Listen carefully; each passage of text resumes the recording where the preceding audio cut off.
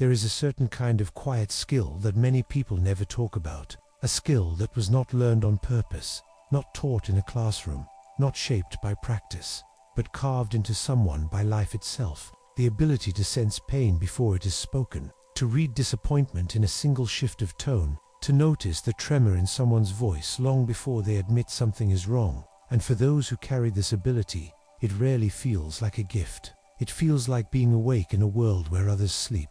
It feels like caring in a world that does not look back. It feels like standing at the center of everyone else's storm, while your own quiet suffering goes unnoticed. This is the dark side of becoming too good at reading other people's pain. It begins softly, a sensitivity that feels almost noble. But over time, it becomes a weight that steals from the one who carries it, a weight that grows heavier with each unspoken feeling absorbed from the people around them.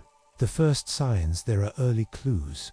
Though most people don't recognize them until much later. It begins in childhood, often in spaces where emotions were unpredictable, a home where silence meant danger, or where a small change in someone's breathing hinted at an incoming argument. Children in these environments become watchful. They learn to listen for footsteps in the hallway. They study expressions the way others study textbooks. Their nervous systems adapt to uncertainty by becoming hyper-aware, scanning for threats, scanning for emotions, scanning for the moment things might turn. Over time, this becomes a way of life. They grow into adults who notice the tiniest fractures in other people's voices. Adults who feel unsettled when someone says they are fine but something in their eyes says otherwise. Adults who can sense disappointment in a room they just walked into. And though they appear calm and composed, their bodies are constantly processing emotional data others never even register. Eventually, the skill becomes so automatic that they no longer realize they're doing it, but their exhaustion gives them away. The feeling of carrying emotional weight that does not belong to them. The feeling of understanding everyone else too deeply, yet never being understood in return. That is where the first signs begin, where it comes from. The roots of this sensitivity reach deeper than most people expect. Some children learn to read emotional cues because they felt responsible for the stability of their home. Maybe they grew up with a parent who moved unpredictably between warmth and withdrawal, or a parent whose moods changed without warning, or a sibling who needed constant caretaking.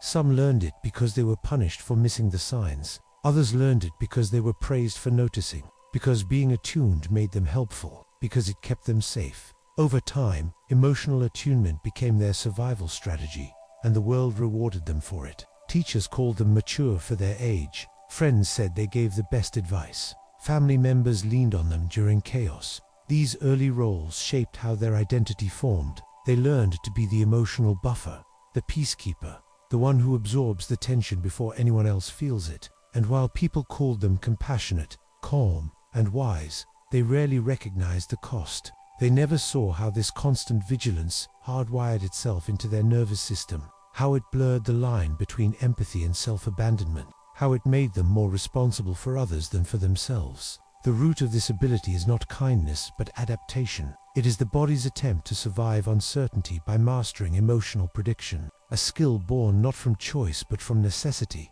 The psychology behind its psychology describes this pattern as hyperempathy or heightened emotional attunement. It often develops in people with histories of inconsistent environments. Their brains become finely tuned instruments, detecting emotional shifts as a form of protection. Over time, this becomes their baseline state. Their nervous system anticipates danger, even in safe environments. They try to decode facial expressions before words are spoken. They absorb emotional tension as though it were their own. This hyper-awareness engages systems in the brain responsible for threat detection and emotional mirroring. It can lead to chronic stress, emotional fatigue, and even a diminished sense of self. Because when someone becomes too good at understanding others, they often lose touch with their own internal world. Their emotional boundaries blur. Their needs become quieter. Their instincts dim. They become mirrors for everyone else's pain, while being invisible to their own. And though this skill allows them to form deep connections,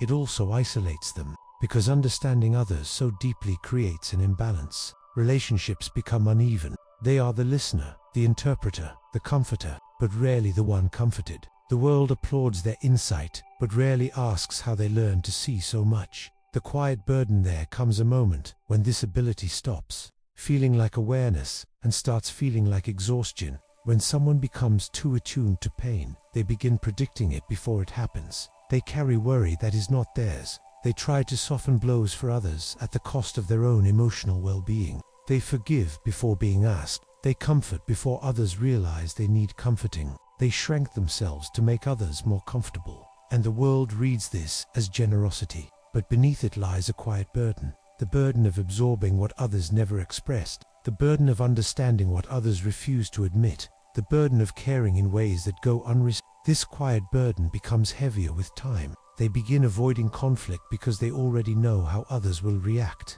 They avoid expressing needs because they sense the discomfort it might cause. They stop letting people close because closeness means carrying more emotional weight. Even when they feel drained, they continue to show up. Not because they want to, but because their nervous system has been trained to prevent pain rather than experience it. This inner conflict becomes a silent war, a battle between wanting connection and fearing the emotional labor that connection requires. A desire to be understood, but a lifetime of habits pulling them into roles where understanding is something they give, not receive. When awareness turns against them, there is a turning point when someone begins to sense how deeply this pattern has shaped their life. They realize how often they lose themselves in the emotions of others. They notice how quickly they adjust their tone, their opinions, their energy, just to keep the peace. They see how much of their identity revolves around protecting others from discomfort. The realization is quiet but heavy. It often arrives in moments of emotional burnout, when they find themselves deeply tired after interactions others find simple, when they cannot explain why being around certain people drains them, when they notice how much time they spend anticipating emotional outcomes instead of living their own life. The turning point begins here, in the recognition that empathy without boundaries becomes self-erasing, that caring too much can become a way of disappearing, that being able to read pain does not mean they are responsible for healing it. And in this realization, they confront a truth they have spent years avoiding, the truth that they deserve the same kindness they extend to others,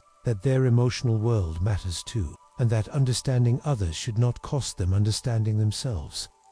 The slow return to the self-healing for someone like this does not arrive with sudden breakthroughs. It arrives slowly, in the quiet recognition that they can observe emotions without taking them on, in the small moments where they choose honesty over appeasement, in the gentle boundary that says their needs are not an inconvenience. The path forward is not a rejection of empathy, but a reshaping of it. It means learning to stay connected to their own body instead of abandoning it to read the room. It means noticing when they are shrinking themselves to avoid someone else's discomfort. It means understanding that discomfort is not danger, and that other people's emotions are not warnings. Over time, they begin to rediscover themselves. They learn to pause before reacting. They learn to separate perception from responsibility. They begin to trust that they can exist without constantly monitoring everyone else. This integration is quiet, subtle, but powerful. It allows them to keep their sensitivity while letting go of the weight that once came with it. They do not lose their empathy.